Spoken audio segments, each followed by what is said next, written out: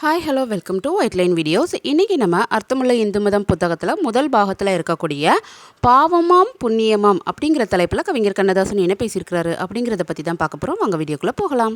இதுவரை யாருடைய பெயரையும் நான் குறிப்பிடவில்லை. இப்போது ஒருவருடைய பெயரை குறிப்பிட விரும்புகிறேன். பட அதிபர் சின்னப்ப தேவரை நீங்கள் அறிவீர்கள். சிறு வயதிலிருந்தே அவர் தெய்வ நம்பிக்கை உள்ளவர். சினிமா தொழிலிலேயே மது பழக்கமோ பெண்ணாசையோ இல்லாத சிலரில் அவரும் ஒருவர்.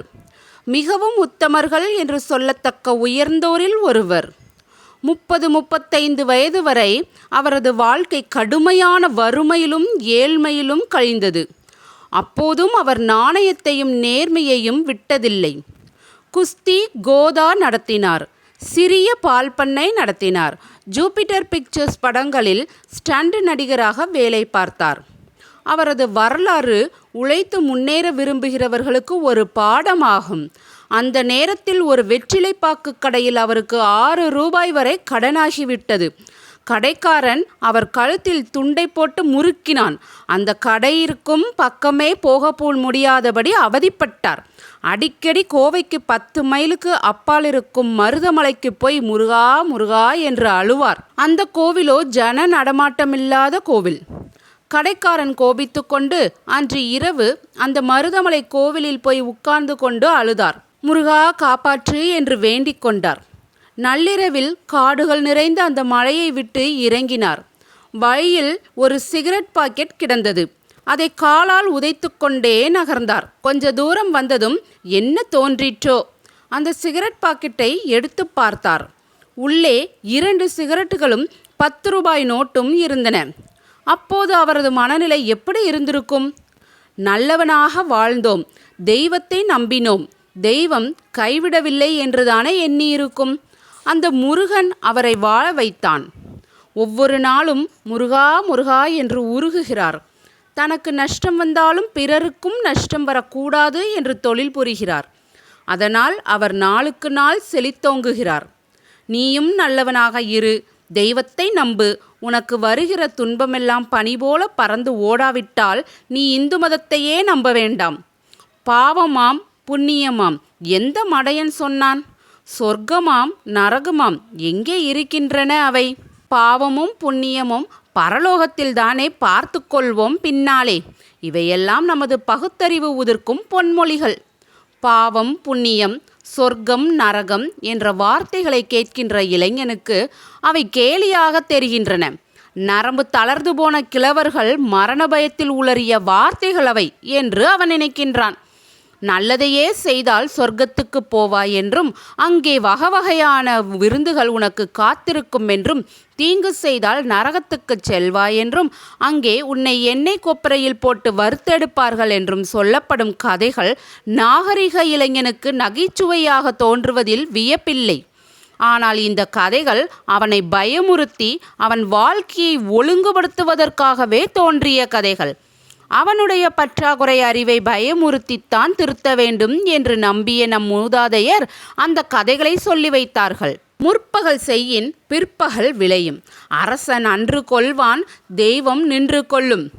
விநாசகாலே விபரீத புத்தி. இவையெல்லாம் இந்துக்களின் பழமொழிகள். பாவத்தின் சம்பளம் மரணம் என்கிறது கிறிஸ்துவ வேதம்.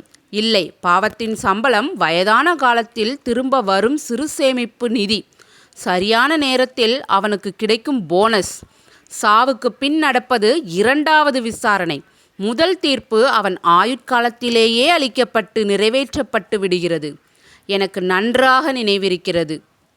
1953ஆம் ஆண்டு டால்மியாபுரம் போராட்டத்தில் 18 மாதம் கடுங்காவல் தண்டனை விதிக்கப்பட்டு நானும் நண்பர் அன்பில் தர்மலிங்கமும் மற்றும் 20 பேரும் திருச்சி மத்திய சிறையில் இருந்தோம்.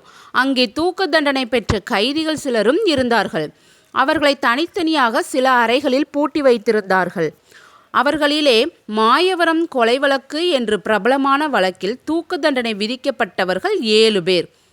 கோர்ட் அவர்களுக்கு தூக்கு தண்டனை விதித்தது.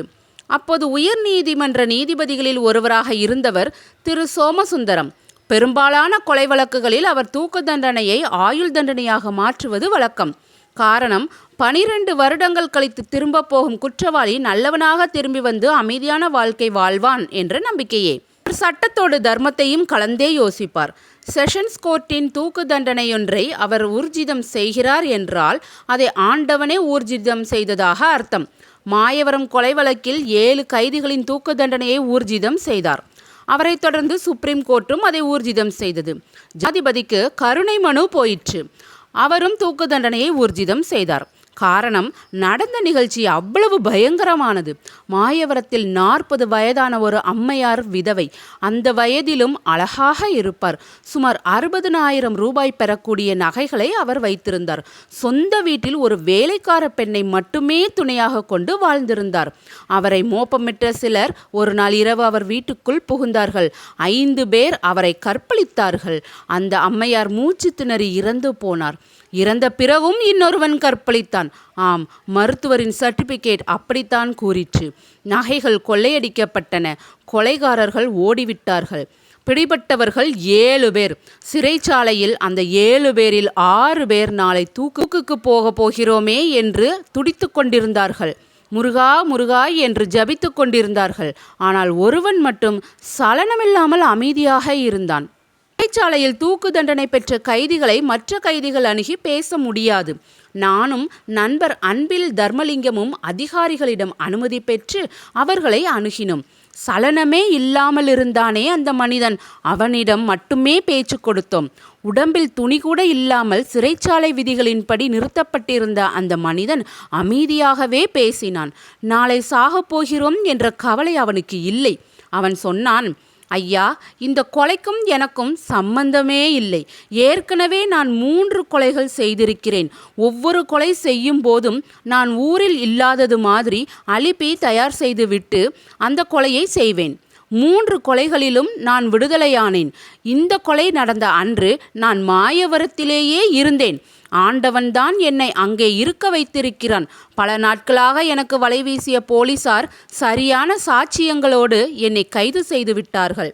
காரணம், கொலை செய்தவர்களிலே 3 பேர் என் சொந்தக்காரர்கள். சாட்சியம் சரியாக இருந்ததால் எனக்கு தூக்கு தண்டனை விதிக்கப்பட்டு விட்டது. ஐயா, இந்த கொலைக்காக நான் சாகவில்லை. ஏற்கனவே செய்த கொலைகளுக்காகவே சாகப் போகிறேன். அவன் சொல்லி முடித்தபோது, அரசன் அன்று கொள்வான், தெய்வம் நின்று கொள்ளும் என்ற பழமொழியே என் நினைவுக்கு வந்தது. அப்போது மாலை 5 மணி இருக்கும். அறைக்கதவு மூடப்படும் நேரம். நானும் தர்முவும் எங்களுடைய அறைக்கு திரும்பினோம். தர்மு தன்னையும் மறந்து சொன்னார், என்னதான் சொல்லையா, செய்கிற பாவம் என்றைக்கும் விடாதையா. ஆமாம், பாவம் கொடுத்த போனஸ் தான் செய்யாத கொலைக்கு தண்டனை. அன்று இரவு நான் தூங்கவே இல்லை. காலை 5 மணிக்கு முருகா முருகா என்று பலத்த சத்தம். கைதிகள் தூக்கு மேடைக்கு கொண்டு செல்லப்படுகிறார்கள். அப்போது நான் உணரவில்லை. இப்போது உணர்கிறேன். என்ன விலை நிர்ணயிக்கிறாயோ, என்ன விலை கொடுக்கிறாயோ, அதே விலை திரும்ப வரும். இந்த மாதிரி ஏற்கனவே அர்த்தமுள்ள இந்து மதம் புத்தகத்தோட முதல் பாகத்தில் ஏற்கனவே 2 தலைப்பில் நான் வீடியோ போட்டிருக்கிறேன். பார்க்காதவங்க டிஸ்கிரிப்ஷனில் லிங்க் கொடுக்குறேன், பார்த்துக்கோங்க. நம்ம சேனல் பிடிச்சிருந்ததுன்னா சேனலை சப்ஸ்கிரைப் பண்ணுங்கள், வீடியோவை லைக் பண்ணுங்கள், ஷேர் பண்ணுங்கள், கமெண்ட் பண்ணுங்கள்.